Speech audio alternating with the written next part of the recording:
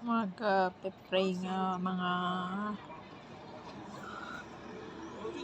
magpe-pray na yan sila.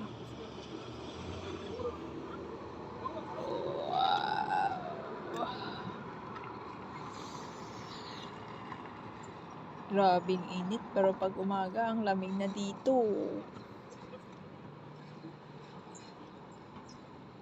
Malamig na ang feel na talaga nga December eh.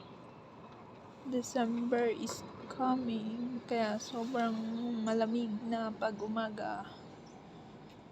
Yung mga baras dyan, oh, tinatambak nga padami. So yung sasakyan